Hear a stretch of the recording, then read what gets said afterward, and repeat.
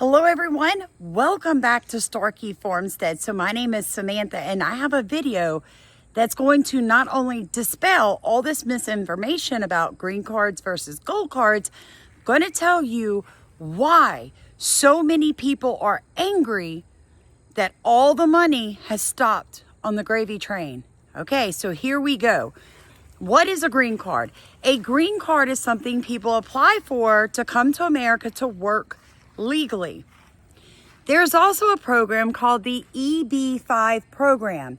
It was created in 1992 by Bush. You guys saw the eye roll? I hope you did. It was then revamped in 2022 by Joe Biden. Another eye roll. Now, what old Joe did was increase the cost to get an EB-5. So what did an EB-5 give you? Well, it was a program to allow people with money, immigrants, to come into America and invest in our cities and our rural areas. So do you remember how sometime in the 90s, you started to see so many immigrants owning the corner store, owning the mom and pop shops of your youth? Well, it's because they used the EB-5 program. Now, originally it was like 800,000 to $1 million. Biden pushed it up to like 1.6 million. You had to promise to invest to be able to use this program. Now, Trump tried to revamp the EB-5 back in his first term, and he was well blocked by liberals. So this go round, he's done something different. He's offering something called a gold card. Now, please, if you're going to discuss this, do it with the correct information. This is not replacing the green card, nor is it replacing the EB-5 program. It is something brand spanking new. It says that if you invest $5 million, if you buy this card for $5 million, you'll be vetted carefully, brought into the United States on a pathway to legal citizenship. Now, I don't understand how any critical thinking human could have a problem with this. If somebody wants to come to America so badly, and they have that kind of money, and they're vetted, why would we have a problem with that? What is wrong with bringing money back to America? Because for the past 30 years, we've been shipping all of our money out of our country and our country's falling apart. The same people that are totally okay with 30 million unvetted, undocumented, unvaccinated, uneducated, can't speak English, and do not have a legal right to work in this country, which means they are on the welfare system, have a problem with the gold card that both Bush and Biden attempted a version of. So, if you have Trump derangement syndrome, I'm probably not the channel for you. But if you appreciate common sense commentary that backs up with receipts, buy me a coffee, buy the dogs a treat, they demonetize me again for harmful content. So if you look at the top of comments, there's simple ways to send $1, $5, or $500. Anything you send, guys, will continue to support my ability to spend the hours I research to bring these types of videos to you. Did you know in 2022, over 12.8 million Americans, 9.9%, let's go ahead and round it on up, 10% of the American population worked for an NGO or a nonprofit. 10% of working Americans worked for NGOs and nonprofits. Now, who funds NGOs and nonprofits? 75 to 80% of the funding comes from federal tax dollars. So when you see the liberal tears all over social media, all over mainstream media, the propaganda just keeps coming, folks.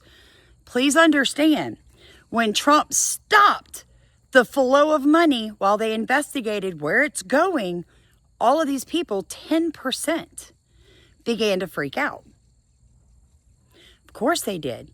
So you add that 10% to the 25% of Americans that work for either federal, state, or local organizations, and that's 35% of working Americans that are funded by federal, state, and local tax dollars. So I don't know a better definition than oligarchy, fascist, and a regime than that.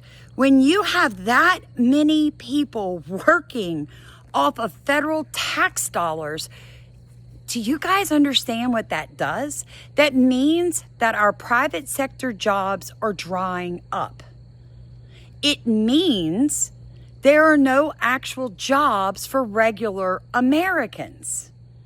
So, if you're indoctrinated from a college or a university, or you're somebody that's all into social welfare, well, yeah, it's great. It's easy. Go get you an NGO or a nonprofit job. But for the rest of us with skills, we're having to battle it out in the workplace against 30 million paid under the table, paid less, and then throw in the EB-1 visa workers. Here's the problem in America. There are no jobs for Americans. But we don't qualify for the programs we pay for. Hence, I saw something earlier today on something called change.org. I really dislike that whole nonprofit, but I stay on there to read what they put out. Today it was fight against removing telehealth care for Medicaid patients. Seriously? Telehealth wasn't even around until the pandemic. Second, if you're on chemo, radiation, or pain medication, you should have to go in to see the doctor. Living in a rural area is not a good enough excuse. And if you want to continue to fund Medicaid at zero cost to the person getting Medicaid, what I mean is they pay zero cost for the insurance, they pay zero cost for doctor visits, they pay zero cost for ambulance rides, they pay zero cost for medications, they pay zero cost for hospital stays. Then you're going to have to remove all 30 million illegal immigrants off of it because America can't afford it. It's called cutting costs. We're going bankrupt.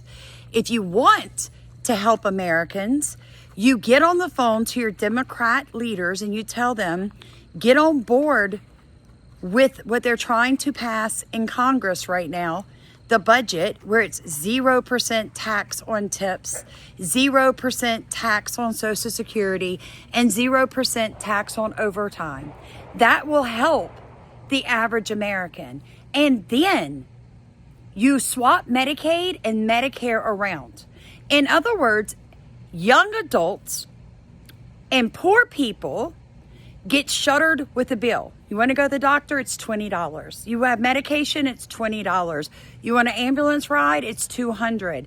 You have to pay 10% of your hospital visit. And you put Medicare, which are elderly and disabled people that are on a fixed income and can't start their lives over, you give them all the zero cost.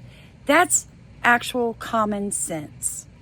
It doesn't make sense to allow people to continue birthing 7 to 10 children on a tax dollar. We have to feed your kids. We have to house your kids. But grandma's going without food because she needs life-saving medication. Make that make sense.